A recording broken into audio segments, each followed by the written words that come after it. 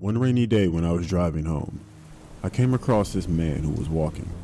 As I'm approaching him, I debate with myself if I should give this man a ride or not. It can be dangerous because you never know what can happen, but in the end I decided to stop and ask him if he needed a ride. When I stopped, I looked at him and my first thought is, poor man, soaking wet, dirty clothes, and with a face of someone that just lost everything. So I asked him, "Can I give you a ride, sir?" which he replies, "A ride downtown will be appreciated." I told him of course, and he got inside. When he entered the car, he didn't say a word. I tried making small talk, but he wasn't answering. He just sat there looking into the void. After a few minutes, I asked him if he wanted to eat something. It was late in the night, but I could pass my house and make something for this man. I had established at this point that this man wasn't dangerous at all. He looked skinny and frail. The man answered, "Yes, please. I haven't eaten in a few days." It didn't surprise me. I told him I would prepare something to eat, then I would arrange a place for him to sleep. When we arrived, I took the man to the kitchen. I told him to sit down and I would prepare something for us to eat. He sat down and I went into the fridge and I saw what I could do for the both of us. I was actually hungry too. But when I looked back to check the guy again, he was already gone. I couldn't find him anywhere. I had checked everywhere except in my basement. Usually my basement door is always locked, but for some reason this time it wasn't. So I made my way down the stairs and I see him standing in the middle of my floor, looking at me at the bottom of the stairs. I approached him slowly. Couldn't see his eyes, but he held an aggressive posture facing me. He then says, "It was you." "I don't understand," I said. At that moment, he shows me a necklace and says, "This was my wife's, and I found it here. It took me a long time, but I finally caught you." He draws out a knife from his pocket and he tries to slash my neck. He missed by inches but made me fall back. Once on the ground, I took my concealed handgun and I shot him twice in the chest. He fell to the ground. I got up and I shot him one more time just to make sure. And then I tell myself, I need to be more careful. You see, the thing is, I've done some messed up things in my past and this guy pretty much caught me. I guess I robbed his wife or something, but I couldn't let that situation unfold. I'm not going back to jail.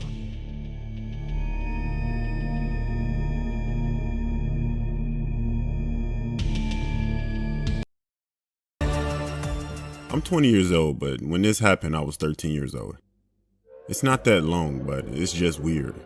At least to me it is. All of my friends gathered at my house at around 5:30 p.m. This was on Halloween, of course. We hung out for a while playing video games and calling girls until the sun went down. Eventually we all went out to trick or treat, but we all had on masks, no costumes.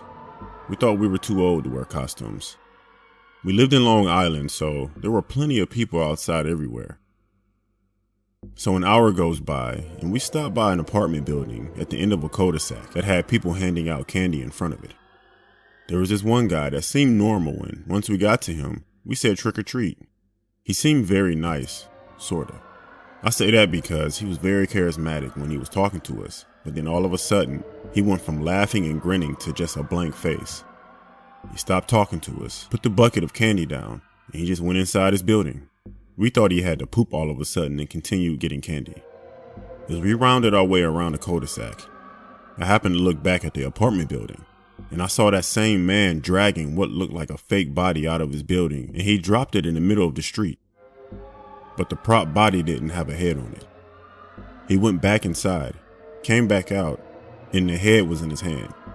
I got my friend's attention and everyone turned around. The guy walked to the street, stopped at the curb, dropped the head and kicked it in the street. And he just walked away down the street like it was nothing. My friend yelled out, "Cool props, bro." The man stopped walking for about 2 seconds, then continued to walk. It was weird because he never looked back. He just stared at the ground. People were walking past the prop. We all walked over there, and we were amazed at how real it looked, and we continued to walk down the street. A car was pulling out of one of the driveways, but the prop was in her way. The driver got out and attempted to move the prop that was in her way. Then some kids around our age went to go help her because she was struggling. One of the boys went to pick up the body prop and immediately dropped it. At the same time, one of the other boys went to pick up the prop head and yelled out, "What the fuck is that?" as he simultaneously threw the head. Everyone started screaming and running. A grown-up walking with her kids went up to the head, poked it, and stepped backwards, covering her mouth with her right hand as her eyes widened to the point where they looked like they were going to pop out. So someone called the cops. We found out that what we thought was a prop was actually real. The name of the woman was Patricia Ward, and the man we saw was her son who lived with her. His name was Derek Ward. He was found not too long after that. He was dead. He jumped in front of a moving train. Looking back on it, I'm guessing what we witnessed prior to what he did to his mother was the moment that he snapped. He literally stopped talking in mid-sentence and completely switched. He went inside and killed his mom. What if he would have used that rage on us? Honestly, I always think about that. And it scares me to this day that you can walk past anybody, never know what they're going through, and they can just snap on you. Scary, isn't it?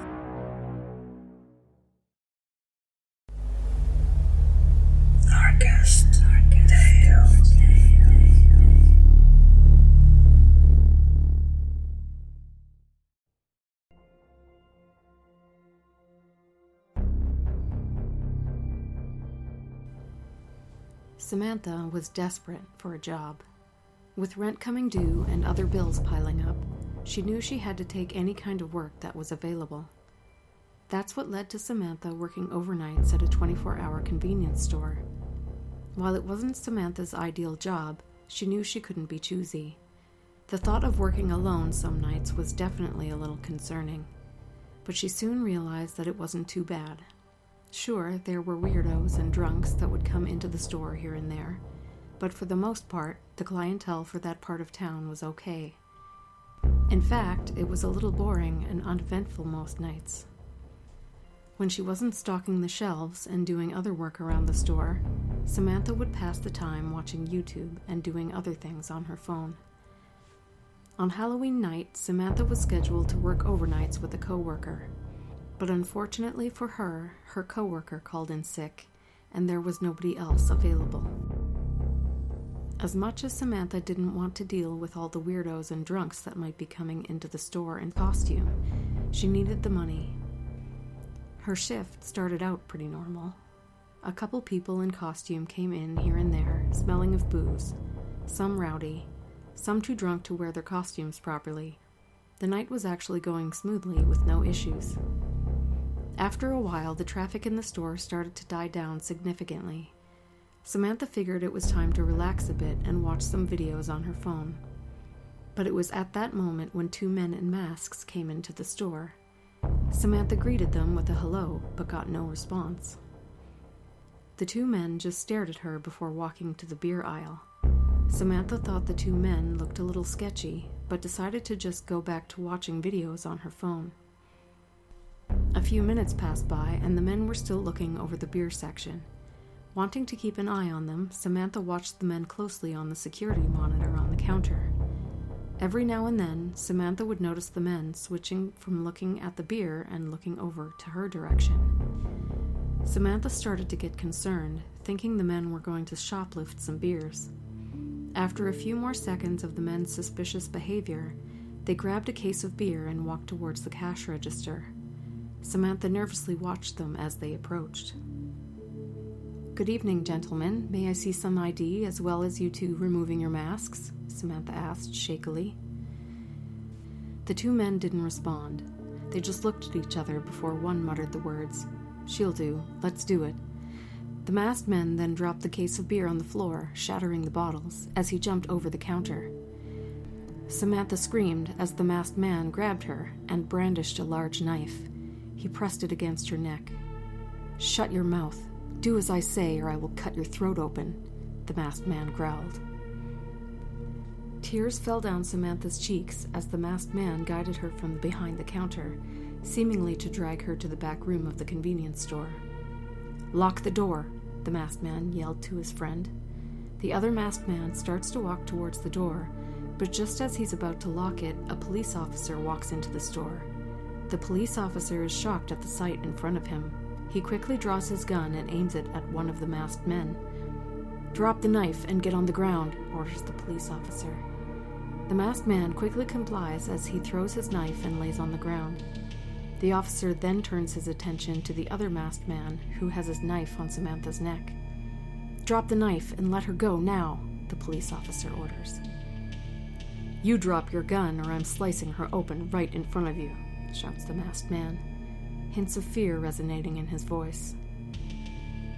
"If I even see a little blood, I swear to God I will fucking unload so many bullets into your head you'll have to be buried with a mask," the police officer yells.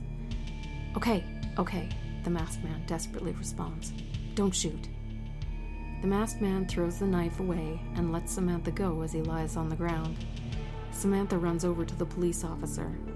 "Now you two stay on the fucking ground with your hands where I can see them. Don't give me a reason to start shooting," says the police officer. The cop then leans over to tearful but relieved Samantha. He whispers to her, "Go somewhere safe and call the cops. Hurry." "I don't understand. Use your radio and call for backup," Samantha whispers back. The police officer nervously responds, "I can't. I'm not a real cop. This is a Halloween costume, and this is a fake gun."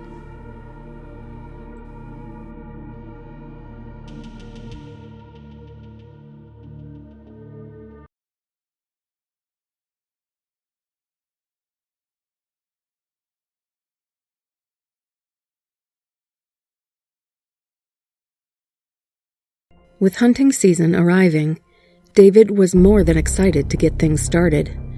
Deep into the forest, David sat on top of a hunting tree stand, high above the ground, with his bow in hand. He has gone bow hunting for deer many times before, but this was a new location. His other spots hadn't been so great the previous few years. While he's killed many deer in the process, none have been to his liking. So he figured he'd try a new spot in hopes of bagging a trophy buck. The day, unfortunately, had been uneventful so far. Aside from a few small animals scampering around the grounds below, there had been no sign of any deer so far. David had spent more time drinking and eating his snacks than actually attempting to shoot at some deer. With the sun going down, David figured it was time to call it a day. But just as he was about to descend from the tree stand, he heard a disturbance from a row of bushes a few yards away. Thinking this could actually be his first chance to catch a deer for the day, David repositions himself on the tree stand and readies his bow. He silently aims his bow towards the direction where he heard the disturbance, but nothing. Suddenly, the silhouette of a creature the size of a deer scampers away from the bushes and behind a tree that is closer to where he's at. David looks confused. While the creature did run on all fours like a deer, it moved and looked nothing like a deer. Could it be a small bear? David thought to himself, as he kept his bow aimed and ready. Suddenly, the silhouette of the creature quickly starts to scale the tree a few yards in front of David. Not a deer, might be a cougar, David thinks to himself as he keeps his bow fixed on the target, moving up from behind a tree. Shit, I can't get a clean shot, David mutters to himself. Just then, the creature disappears behind a part of the tree full of brush. David keeps his bow ready as he nervously anticipates what could happen next. His breathing is the only thing that can be heard in the now quiet and darkening woods. Suddenly, something leaps into the air from the bushes of the tree and right towards him. David shoots his bow.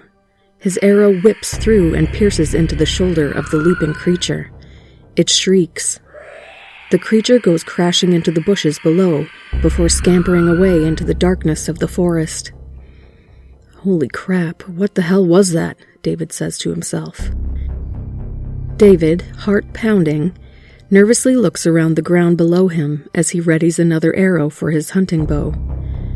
In all his years of hunting, he's never seen any creature like it before, and in all honesty, he wishes he never had. Moments go by with nothing but the sound of David moving about the tree stand and actively surveying the grounds below. He hasn't seen or heard anything new. But even if he doesn't see or hear anything else the rest of the night, he has no plans of descending the tree stand till the sun rises. But just as David thinks the rest of the night might be uneventful, the creature scampers right towards David's tree and starts to climb it. David has a hard time aiming at it since it's climbing the backside of the tree, almost clear of David's aim. As the creature continues to ascend the tree towards him, David manages to position himself just enough off the side of the stand to aim at the creature. With the creature being just several feet away from him, David is finally able to get a good look at it. It almost looks like some kind of weird mix of a humanoid creature and a sloth. Big black eyes, a mouth full of teeth, long neck, and razor claws on its long dangly arms and legs. David is too overwhelmed with shock at first to shoot, but he quickly snaps out of it, and he shoots at the creature. The arrow slides across the back of the creature, causing a long, bloody gash. In severe pain, the creature lets go of the tree and crashes into the bushes below, just before it scampers right back into the darkness of the forest. With his adrenaline still pumping, David is able to compose himself enough to ready another arrow. While still in shock at what he is witnessing, David is relieved that he was able to successfully foil another attack. Moments go by with no signs of the creature.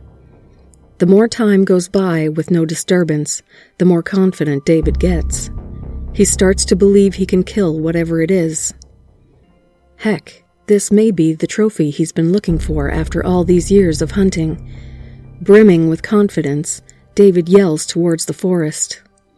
"Come on, where are you? Is that all you got? I'm right here, come and get me." But just as a smile of cockiness forms on David's face, a thunderous roar greets him. In front of him, coming from the darkness of the forest, David sees what looks to be a tree moving towards him. But the closer it gets, David realizes it's no tree. Emerging from the forest is a creature, walking upright and just as tall as the trees surrounding it. From the hunting stand perched high above the ground, David stares at a creature. It has the same features as the previous one, with this one being much larger.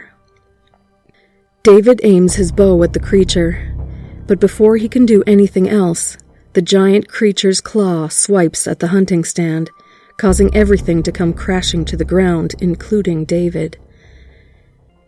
Injured and covered in blood, David tries to crawl away, but before he is able to cover a few feet in distance, he is greeted by the smaller creature. Just as David is about to grab a knife from his belt, the creature pounces on him and starts devouring him. David screams as the larger creature looks on like a proud parent.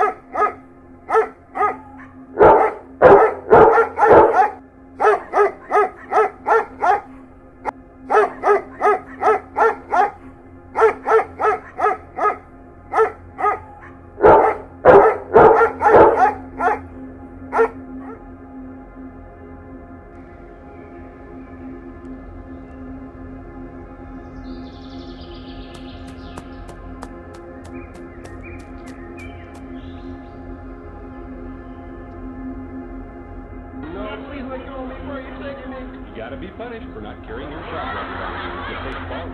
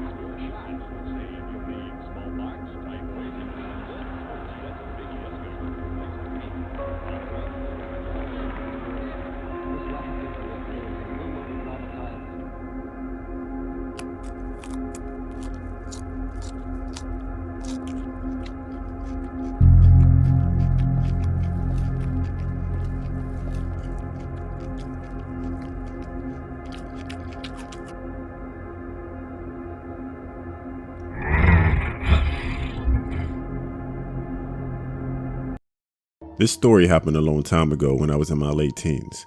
I had recently got my first car and I would always drive my friends and I around, usually to a bar called Frank's Bar that our friend Peter's father owned. It had pool tables and darts there, so that's where we hung out most of the time.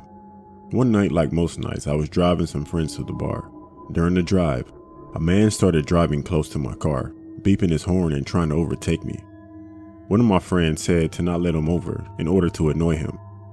I didn't let him pass. My friends and I laughed at the man's frustration. For some reason, the man slammed on his brakes, nearly crashing into a barrier on the side of the road. We continued to laugh. Then we arrived at Frank's Bar. We had dinner, played pool, and had a few drinks. As Peter's dad owned the bar, we would always stay late past closing time. My other friends had left a little earlier that night, so it was just me and Peter. It was midnight when I decided it was time to head home. I said bye to Peter and his dad, and I left the bar. When I got outside, I expected my car to be the only one in the parking lot, but there was another car parked near mine. A man was standing outside his car, sipping on a liquor bottle, watching me. I knew right away it was the man that nearly ran off the road. I kept my head down, trying not to make any eye contact, and I got into my car. When I got in and started my car, so did the man. I drove off down the road, and so did the man following me close behind. I barely got down the road when the man started aggressively tailgating me. He drove up beside me, waving his hands at me. It looked like he wanted me to pull over. I wasn't going to, and I continued driving and looked away. The man started beeping his horn, and when I looked back at him, he was holding a handgun, pointing it right at me. My instinct was to drive faster, and the man accelerated as well. I saw my mirror, and the man somehow lost control of his car, causing him to swerve. I didn't see what exactly happened as I was focusing on the road, concentrating to driving fast and to get away from this guy. I didn't see that man again that night, and from then on, I always worried when I went back to Frank's Bar that I would see that man again. Thankfully, I never did.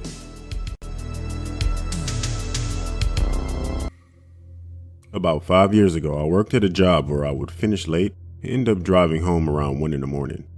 Most of the route I took was in the countryside surrounded by woods. I drove past quite a few people who needed help, so I always had jumper cables, spare gas, and other tools I might need in my car. One rainy night, when I was driving home, I noticed a parked car on the side of the road with their hazard lights on. I pulled over in front of their car and got out to see what was the problem. When I got out, 2 young men in their 20s stepped out. I asked them what the problem was, and one of the men said their car wouldn't start and asked if I could help them.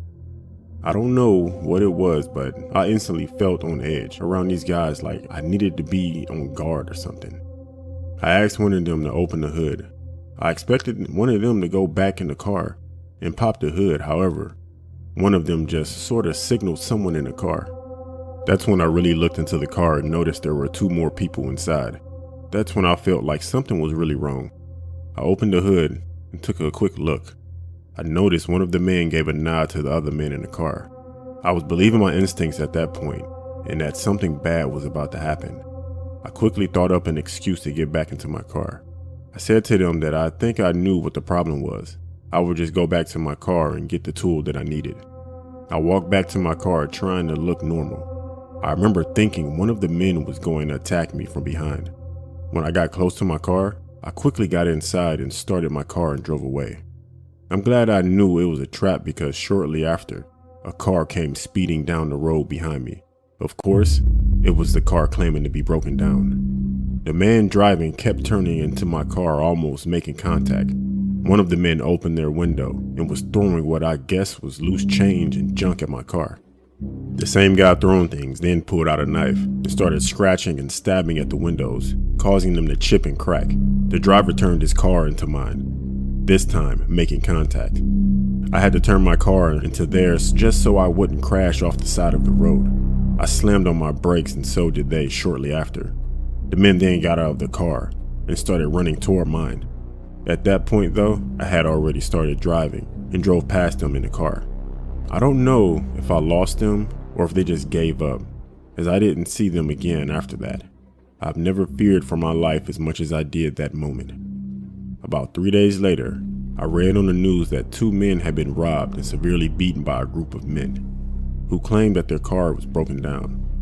I'm glad I trusted my instincts and knew to leave.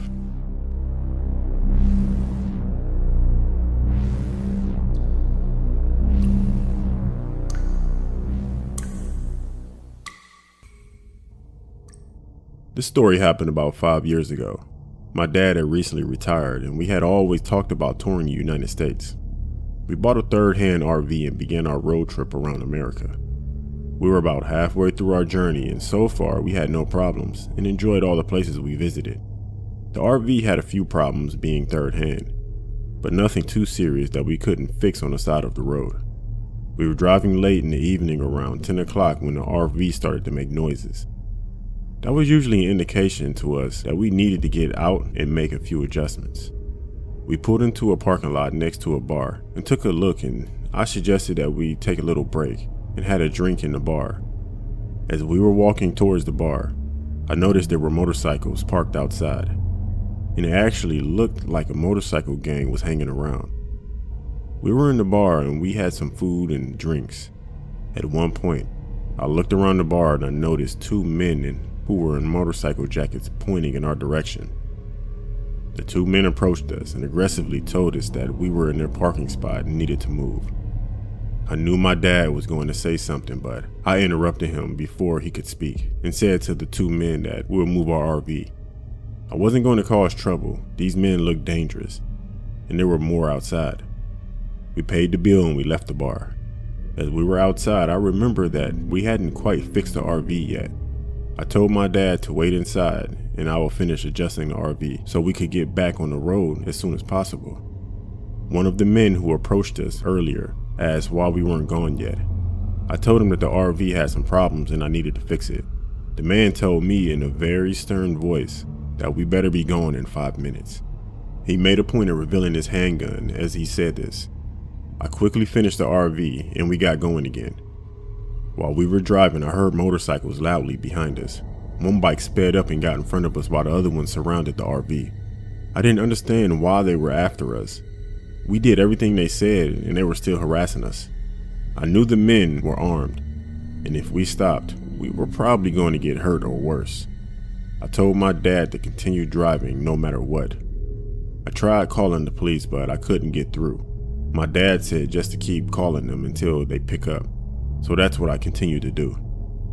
The RV started to make noises again, and it wasn't long before the engine cut out, and we had no choice but to stop. The men got off their bikes and started approaching the RV, but for some reason they quickly turned around, got on their bikes, and drove away.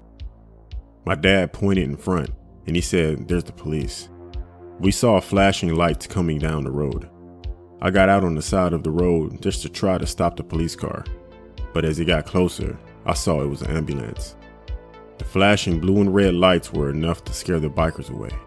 Me and my dad decided to let it go. We fixed the RV and continued our trip. I'm to this day grateful that the blue and red flashing lights saved me and my dad from probably death.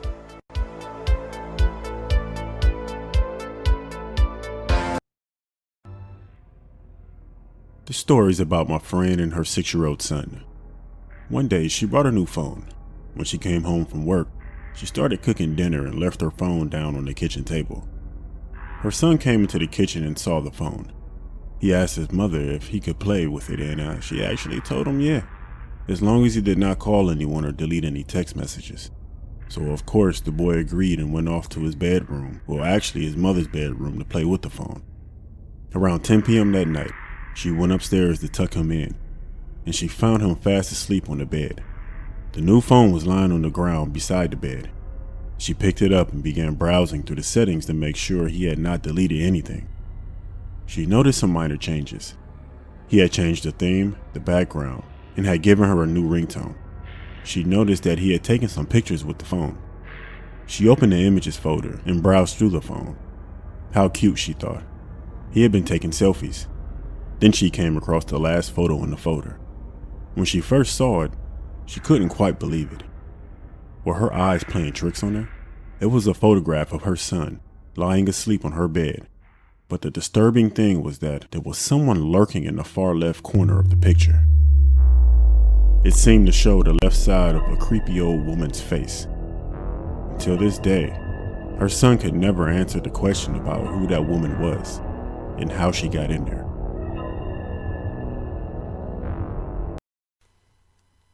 Rogers was part of a skydiving team that was about to perform a stunt for an event.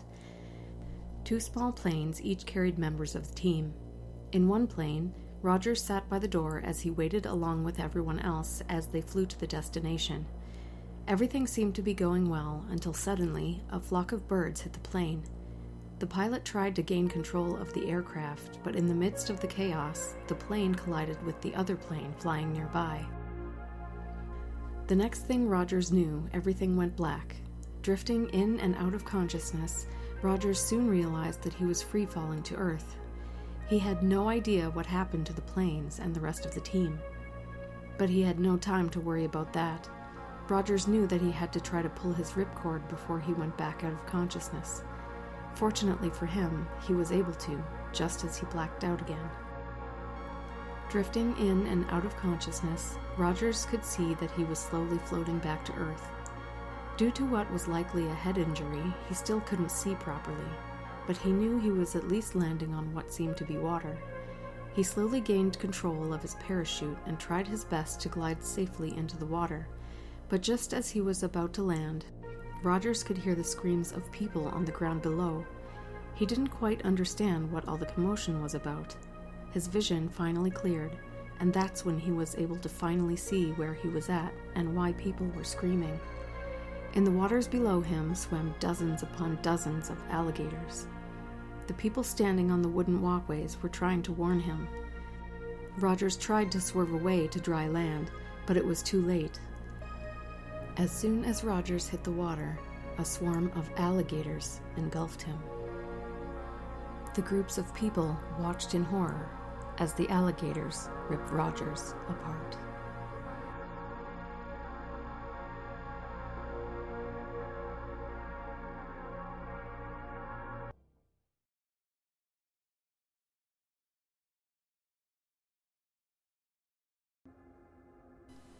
I found myself waking up with a massive headache, not knowing exactly what happened.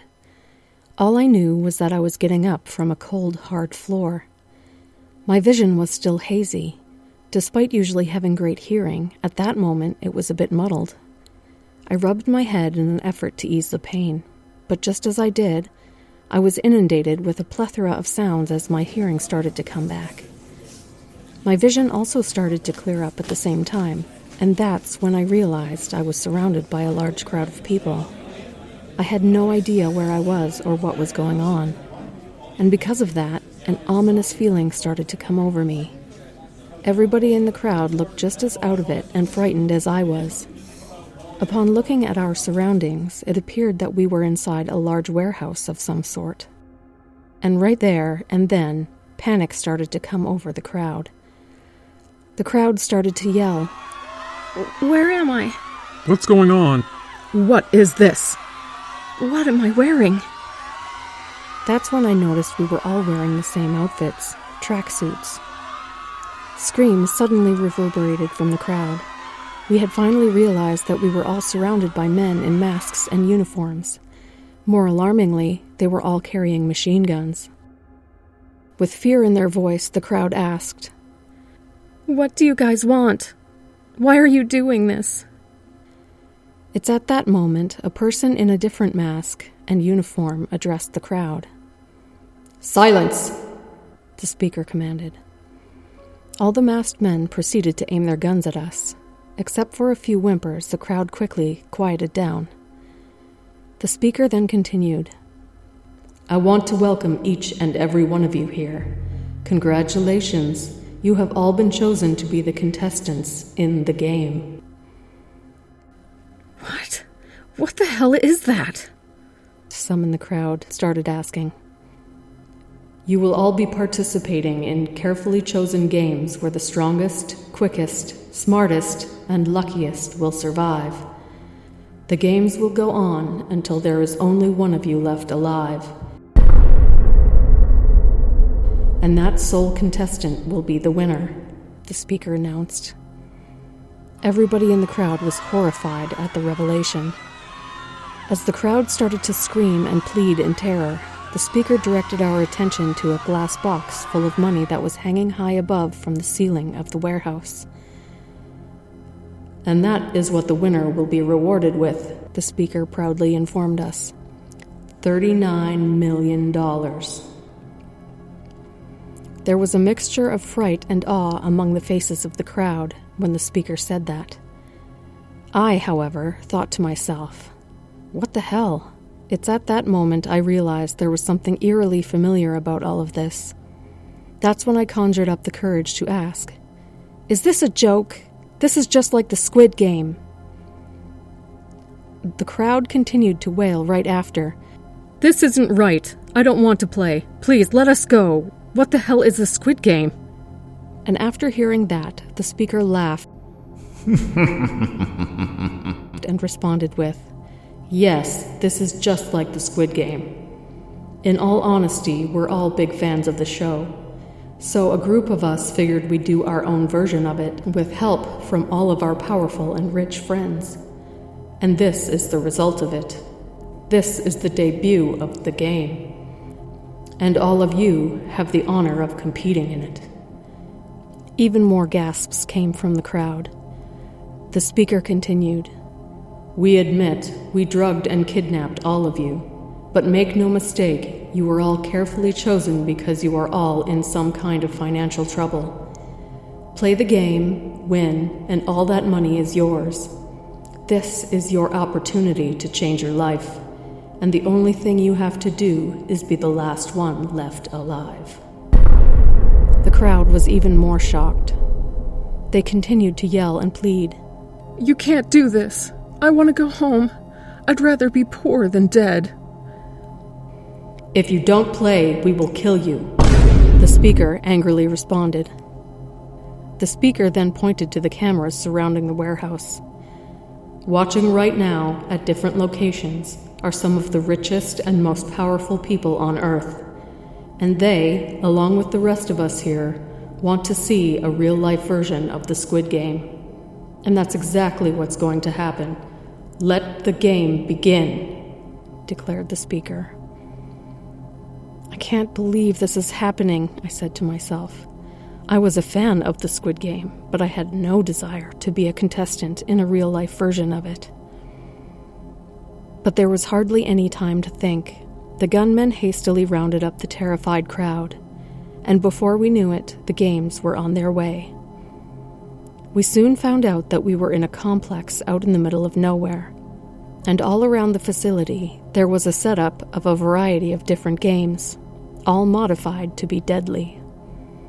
As reluctant as I was to play the game, I had no choice.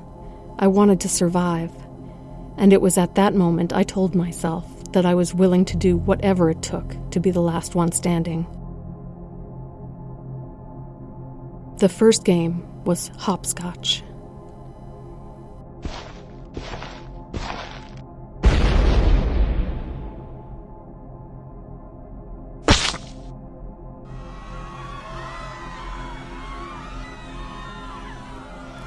Then we played Red Rover.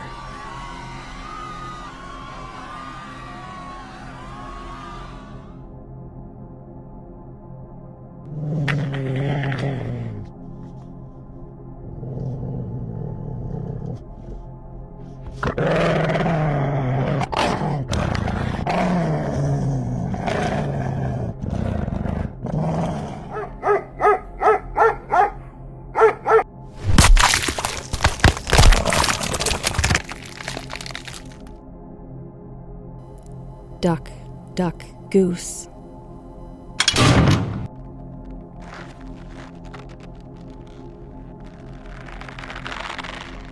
Anytime somebody tried to escape, the speaker quickly ordered for the gunmen to deal with them. Even during our lunch break, we played a game of hot potato. After lunch, we participated in a game of tag.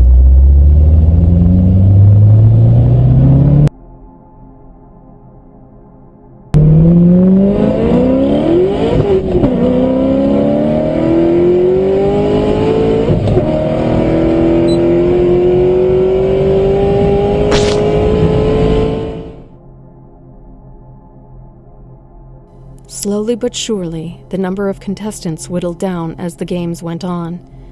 Eventually, only a couple of us were left, and the very last event for the few of us left alive was a good old-fashioned game of roulette. Blindfolded, the last remaining contestants sat at a round table with a large spinning wheel in the middle. On that wheel, a revolver. If it landed on our section of the table, it was our turn to pick up the revolver and test our luck. Contestant 74, pick up the revolver. Press the barrel against your head and pull the trigger. Fortunately for me, I was chosen to go first. I quickly aimed and unloaded the revolver in the direction of the other contestants, using the sound of their whimpering and screaming to guide me.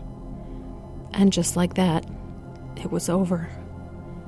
I took my blindfold off quickly right after and saw that all of the other contestants were dead. That's when I looked up to the speaker and reminded him, "You said the game is over when there's only one contestant left alive." I then yelled, "I'm the last one standing." "Congratulations, contestant 74, the speaker said proudly. "You are the winner of the game. The prize money is all yours." I just stood there, both shocked and relieved. I was happy to be alive. Like I said, I was willing to do what I had to do to survive. A little while after, the speaker and all of the masked men gathered for the closing ceremony, with me as the guest of honor. "You've really helped make these first games to be quite an amazing experience for all of us," the speaker proclaimed. "In fact, the person in charge of all of this has requested to speak to you." Right after the speaker said that, I saw a masked man appear on a TV. He started to speak to me. "I must say, all of us, including those watching from afar, are quite happy at how well these games turned out.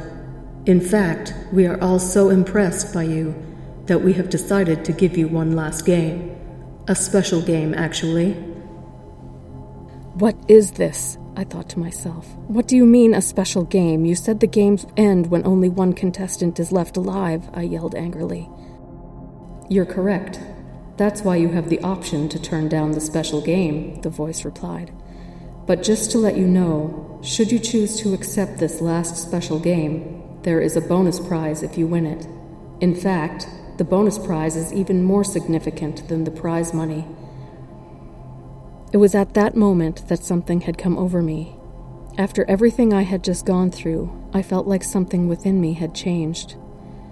So to my surprise, I asked, "What do I have to do?" The voice just plainly stated, "You and the speaker will fight each other to the death."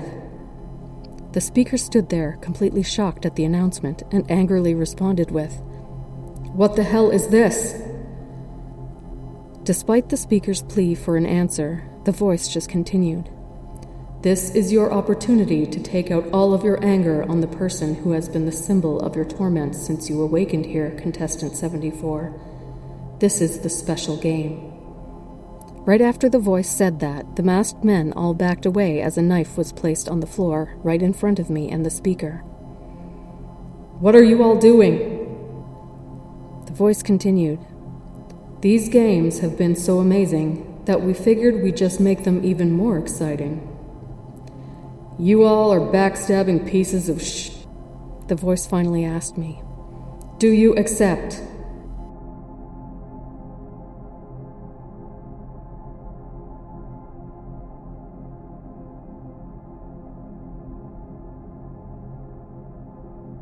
And that's how I ended up where I am. After winning the first gathering of the game, they took me in and gave me riches and power beyond my wildest dreams. And that's why I stand before you all here today. Today, all of you will have a chance to change your life just like I did mine. Welcome to the second annual gathering of the game.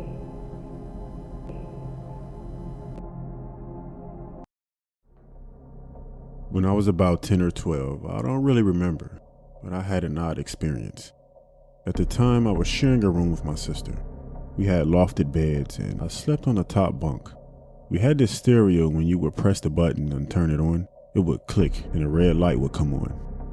Our beds were on one side of the room and the stereo was on a desk on the opposite side. One night I was woken up by the click sound that the stereo makes when the power button is pressed. I recognized the sound and I sat up in bed. I looked over at the stereo and the light was actually on. I look over at my sister and she is fast asleep. Her bed is under mine but perpendicular, so I could see the top half of her from my bed. The stereo is playing with the white noise sound. Suddenly I can hear someone saying, "Away," coming from the stereo. Just one word, away. First it starts off soft and gradually gets louder until it becomes a yell. Away, away, away. It took about 10 to 15 seconds probably to build up to that yell, and then it died back down to a whisper. I thought this was a dream. I was frozen out of fear, and I thought this had to be my imagination, and I tried telling myself that during the whole time. I had almost convinced myself of it until it stopped. After the voice died away, the stereo went back to static. Then I heard the familiar click, and the light turned off. I was positive I wasn't dreaming the ending click. I stared at the stereo for a few more moments and I was too freaked out to move. I looked back at my sister and I saw that she was still asleep, and finally I laid back in bed, covered myself in my sheets, and I willed myself back to sleep. I consider myself a rational person, but I had no rational explanation for this. This is the freakiest shit that has ever happened to me.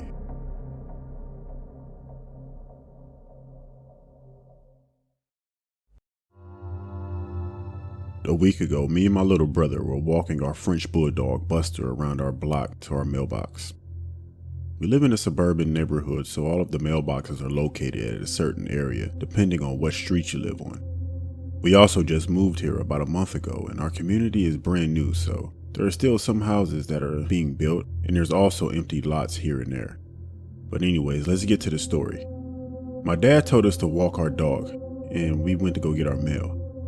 As we were on our way back, a girl looked to be my age, which I'm a freshman in high school, and 14. She stormed out of her house and came out running and screaming, telling someone named Johnny to stop and leave her alone. She slammed the door and was holding a baby and running to another house.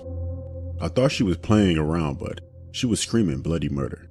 Me and my brother kept looking over our shoulders because it was very off. When we reached our house, we informed our parents about it, and a few minutes later my dad, he came out saying that the cops are here. I immediately knew something went wrong over there. Also, before the cops came, a guy was running to a red Toyota Tacoma and sped out of there before the cops came. Then the fire department came, and so did 2 ambulances. I knew something severe had to happen because I'd say around 7 to 10 cops showed up to the house. Later in the week, we got a knock on our door.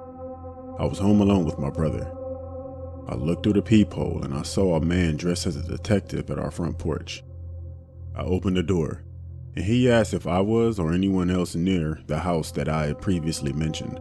I told him everything that me and my brother witnessed. Then he told me something that shook me. He said that there had been a report of domestic violence in that house where we saw the girl screaming, holding the baby. She actually was the daughter of an alcoholic. The daughter's mother got into an argument with the father. The daughter and the baby had somehow got involved, which led to the monster hitting both of them. The reason why there were so many cops was due to the fact that the father drove off and he was claimed to be armed. A day later, the police discovered that he had took his own life at a power substation near us. The detective said that he was in the red Toyota Tacoma when he took his own life. Then I realized that was the same man that I saw sprinting to that red Toyota Tacoma. I'm still shocked about this because somebody took their life that I actually saw right before it happened. I hope that girl and that baby are okay because I haven't heard anything about them since.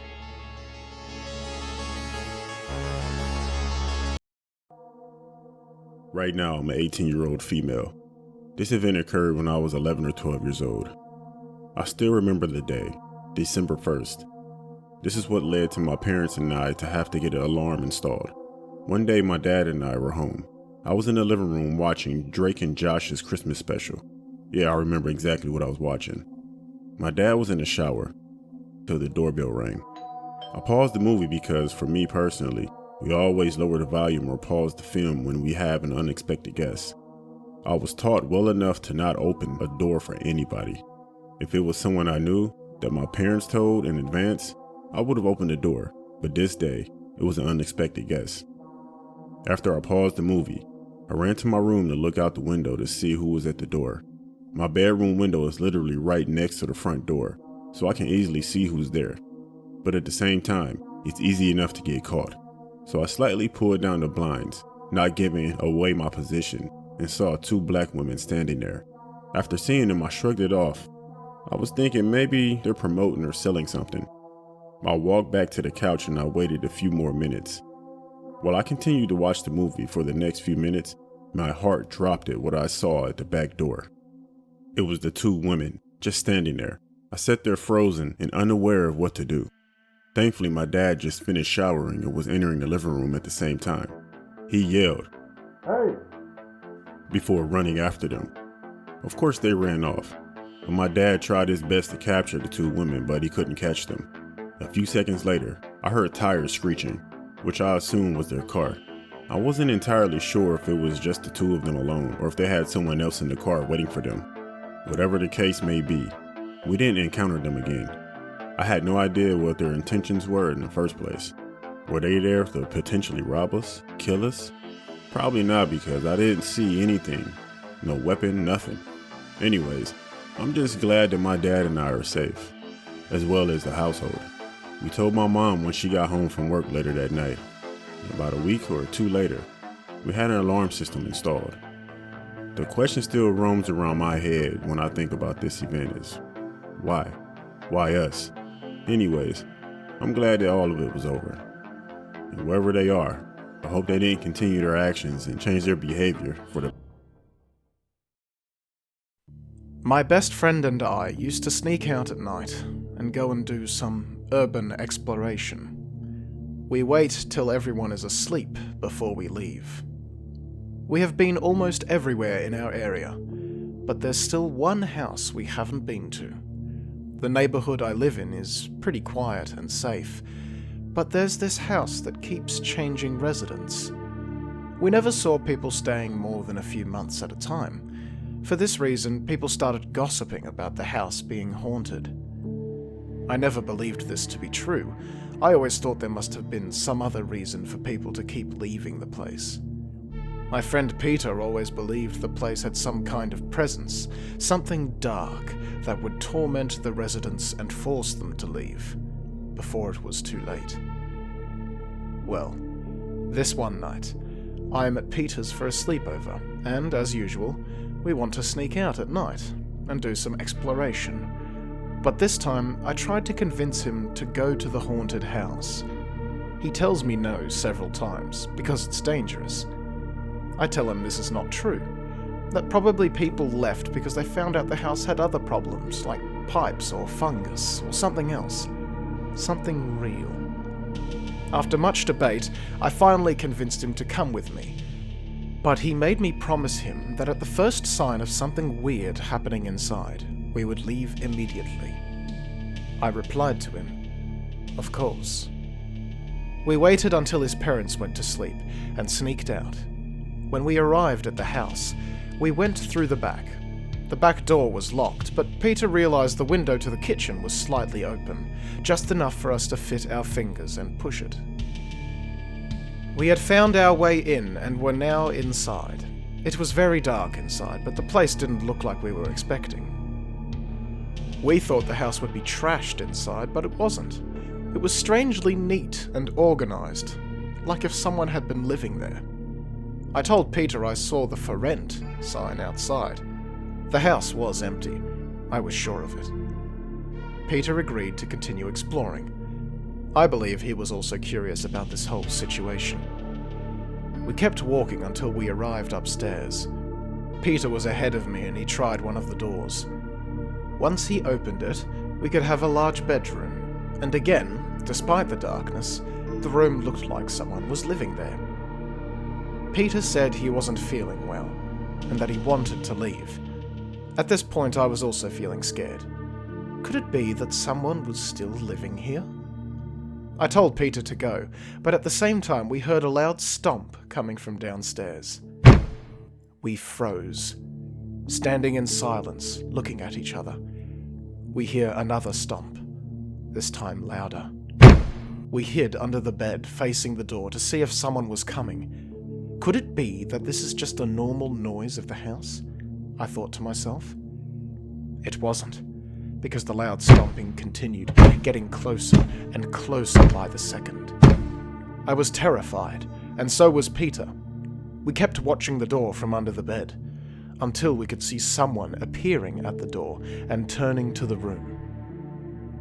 We froze for a few seconds, looking at this person's boots. He started walking inside the room, in the direction of the bed.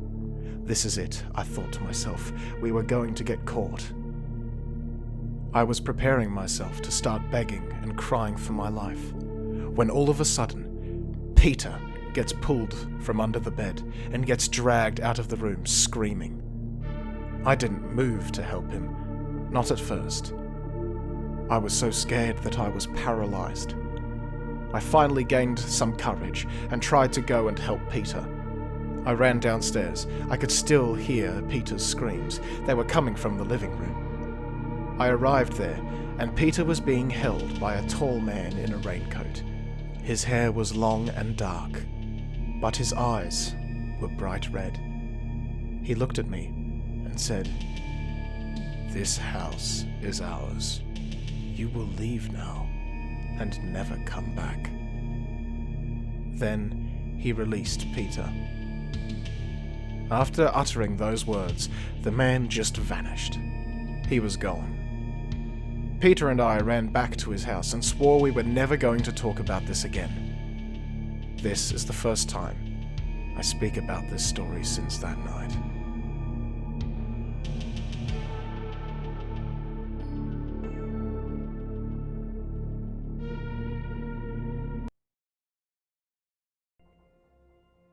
I love walking in the middle of the night.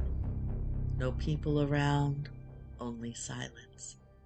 It's the only time of day I can actually think and be with myself. This all changed 2 nights ago. I was walking, as usual, the same route I always did, when I heard a scream. I couldn't pinpoint the exact location from where it was coming from, but it was close.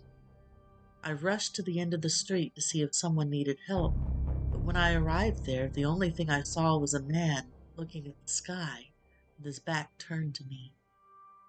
I got closer to him and asked if he needed help, but he didn't answer. A few seconds passed and he screamed again. I was shocked and now scared at the same time. I decided to leave and call 911. I thought it would be better for the local authorities to deal with this man. He could have been dangerous. As I walked home, I realized the guy was following me. I looked back. He was stopped, like he was waiting for me to start walking again. I continued walking home, but this time I was walking faster.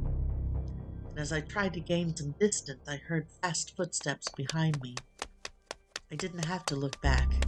I knew he was running after me. The adrenaline fueled my body, and I started running as fast as I could. He was gaining on me. So I took a turn and entered a public toilet. Once inside, I hid inside a stall. Inside, I keep my feet on top of the toilet and grab my legs to keep them off the ground. After a few seconds, I heard the toilet door opening. I thought it was him, but I heard a voice of someone else. Then he identified himself as a cop, saying that someone complained of noise. Someone was screaming in the streets. I opened my stall door and told everything to the cop. After a few minutes of speaking to him, I see a knife passing through the cop's face. I got covered in blood. The screaming guy started stabbing the cop on the ground. He didn't stop and I found this to be my shot to run. I managed to run from that toilet, but the image of the screaming man stabbing the cop on the ground was engraved in my head. I couldn't shake it off. I still can't. This happened 2 nights ago.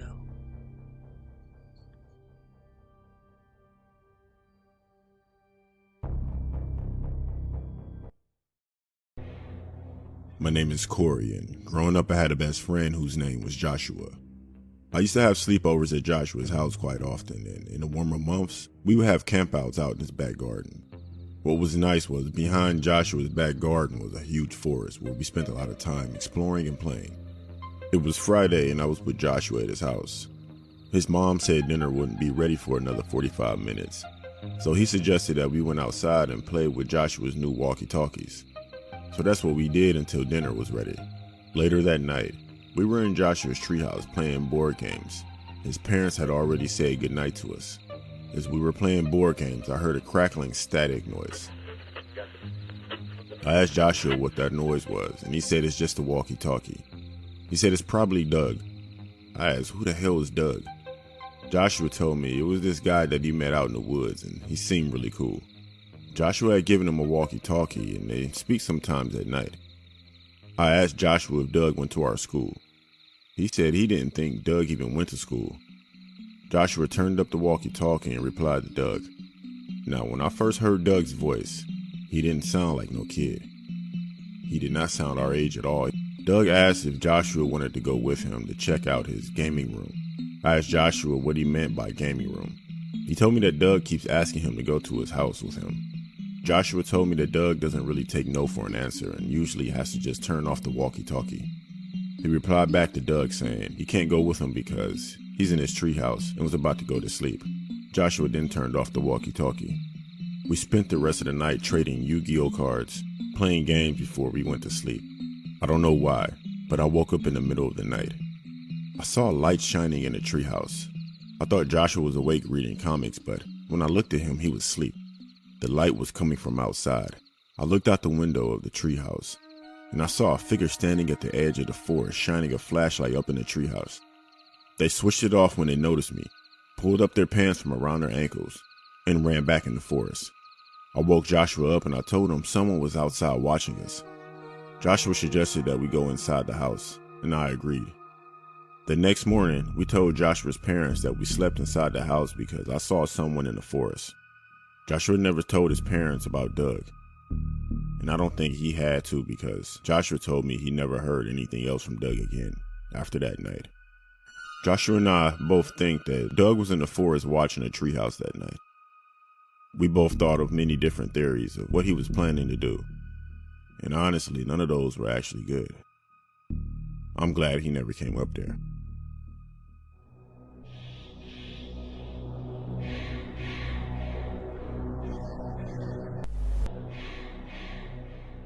I'm Brian. Recently, someone asked me if I believed in the paranormal, or if I've had an experience that I felt was paranormal.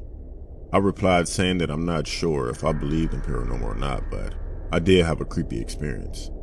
When I was 9 years old, I had a best friend who lived across the street from me, whose name was Maddie. On Fridays and Saturdays, Maddie and I had this plan where we would stay awake past 11 p.m. That was the time both our parents would usually be asleep. We would look out of each other's windows, and we'll use binoculars and flashlights, and we would shine a light to each other's bedroom window, and that would let us know that we're getting on the PlayStation 3 that night, while our parents were sleeping. If neither of us shined a light by 11:30 p.m., that meant we weren't playing the PlayStation that night. It was a Friday night, and I stayed up until around 11:30, and I didn't get a response from Maddie's flashlight. I wasn't really tired, and I had already switched on my PS3. So I thought I would play for a little bit.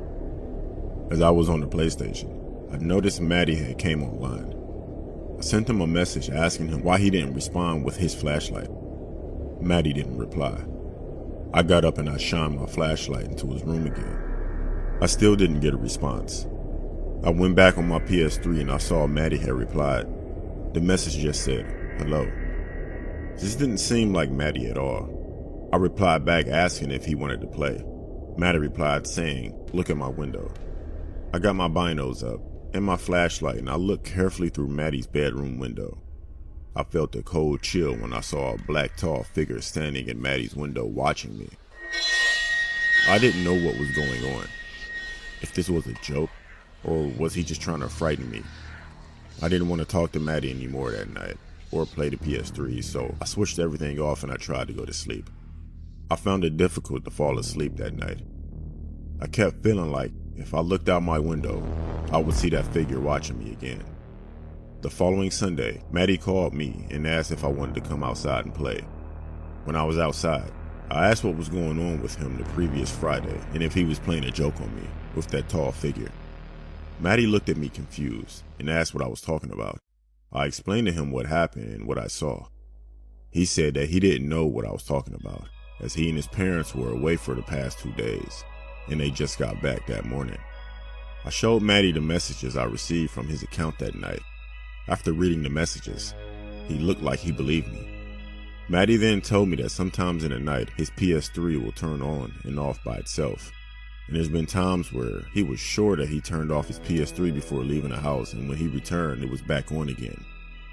I don't know if what I saw was paranormal, but it still remains the scariest thing that I've ever seen in my life.